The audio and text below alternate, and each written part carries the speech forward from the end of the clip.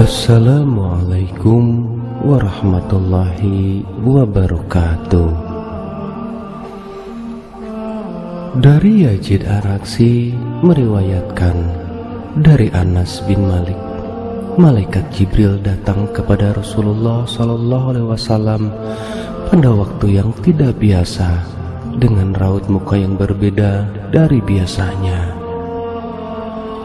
Rasulullah SAW pun bertanya, "Wahai Jibril, kenapa aku melihat raut mukamu berbeda?"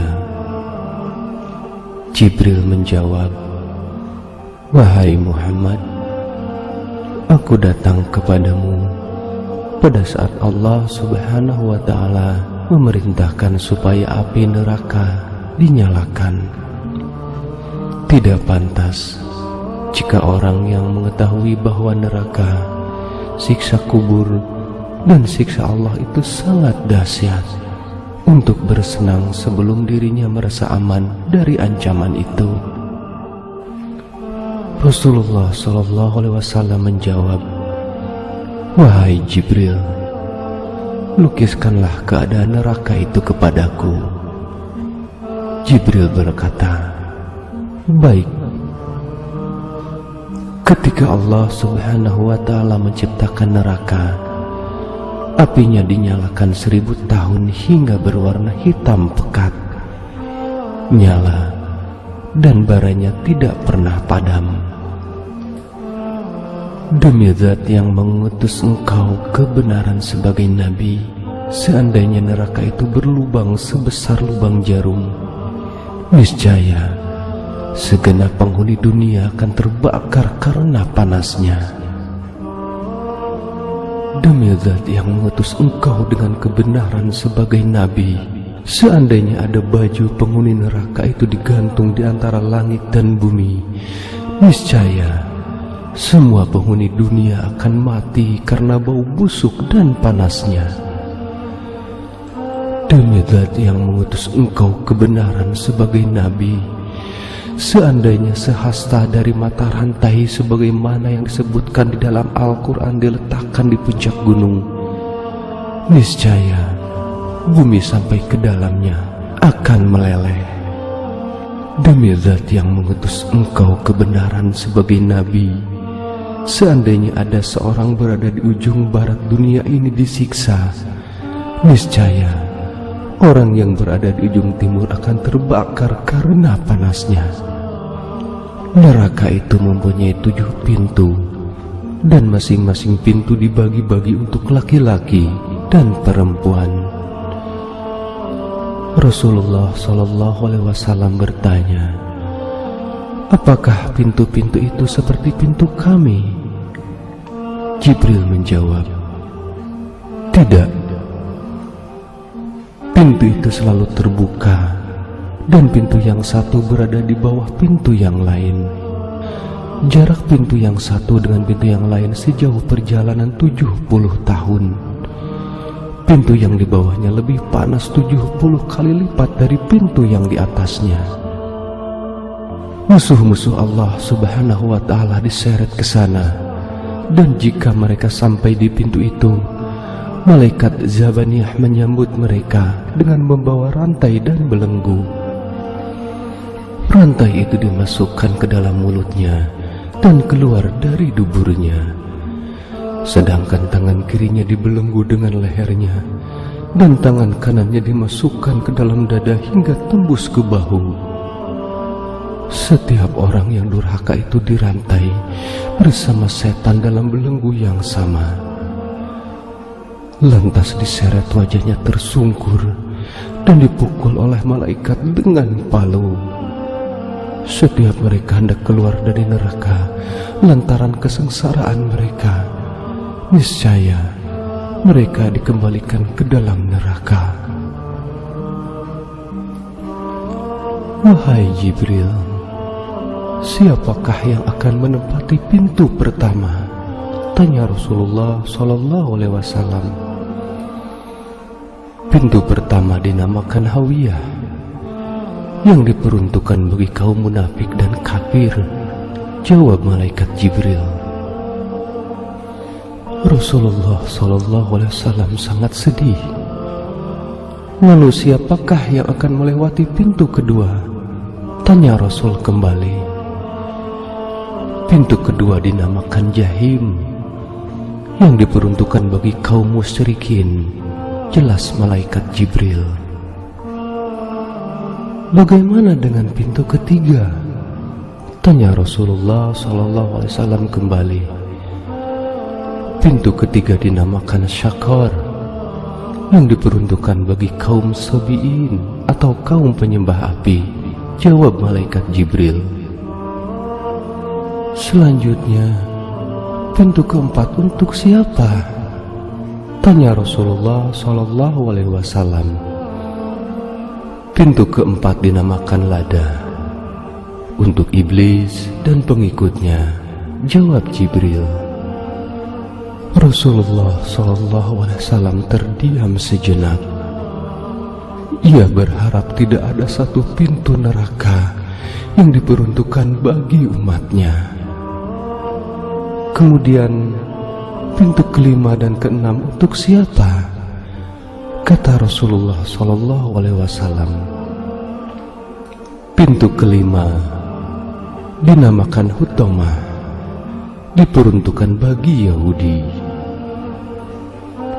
Sedangkan pintu keenam dinamakan Sa'ir, untuk kaum kafir. Jelas malaikat Jibril.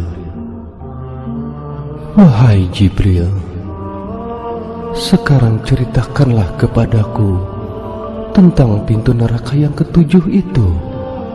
Pinta Rasulullah SAW. Mendapat pertanyaan seperti itu, malaikat Jibril sejenak diam, seperti ragu hendak menceritakannya.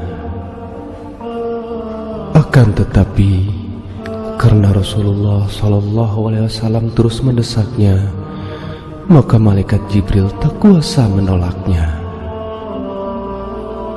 Ya Rasulullah, pintu ketujuh itu diperuntukkan bagi umatmu yang berdosa besar dan meninggal dunia sebelum mengucapkan taubat. Jelas malaikat Jibril yang sedikit ketakutan. Begitu mendengar penjelasan yang terakhir ini, Rasulullah SAW langsung pingsan seketika itu juga. Beliau tak menyangka bahwa umatnya pun disediakan tempat di neraka. Setelah sadar dari pingsannya, Rasulullah SAW masih tampak sedih sekali. Beliau tidak dapat menahan air matanya yang mengalir deras. Sungguh Nabi dan Rasul yang sangat peduli terhadap umatnya, bahkan setelah sepeninggalnya. Semoga kita mendapat syafaat dari Rasulullah SAW ini. Amin. Wahai Jibril, aku sangat sedih sekali mendengar penjelasanmu. Apakah ada umatku nanti yang akan masuk ke pintu ketujuh itu? Tanya Rasulullah SAW dengan kesedihan yang mendalam. Dan ternyata malaikat Jibril mengangguk, yang berarti memang ada dari umat Nabi Muhammad yang masuk ke neraka melalui pintu ketujuh. Namun hanya umat Nabi Muhammad SAW yang melakukan dosa besar dan mati sebelum bertobat saja yang akan melewati pintu ketujuh itu. Selama beberapa hari setelah kedatangan malaikat Jibril itu, Rasulullah SAW tidak berbicara dengan orang lain. Beliau hanya mengurung diri di rumahnya. Beliau hanya keluar rumah kalau ke masjid ketika tiba waktu salat. Setelah salat, beliau kembali mengurung diri di rumah. Para sahabat yang melihatnya pun juga turut sedih dan meneteskan air mata. Mereka kemudian berkunjung ke rumah Rasulullah SAW dan menanyakan perihal perasaan sedih yang dialami. "Ya Rasulullah, mengapa engkau tampak sangat sedih sekali?" tanya salah seorang sahabat. "Wahai sahabatku, sesungguhnya Jibril telah datang kepadaku dan menyampaikan wahyu tentang neraka yang memiliki 7 pintu," ujar Rasulullah SAW.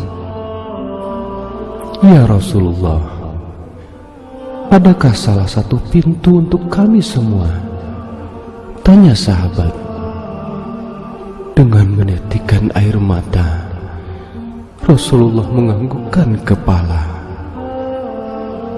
"Salah satu pintu itu diperuntukkan bagi umatku yang melakukan dosa besar dan mati sebelum bertobat kepada Allah Subhanahu wa Ta'ala," ujar Rasulullah SAW.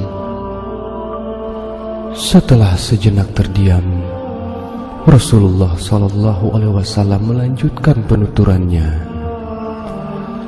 "Oleh karena itu, janganlah sekali-kali terpengaruh oleh tipu daya iblis, karena ia adalah musuh yang nyata dan akan menjerumuskan ke neraka." Lanjut Rasulullah SAW kepada para sahabatnya, "Sungguh beliau seorang Rasul yang cinta sama umatnya, sampai beliau menangis karena umatnya.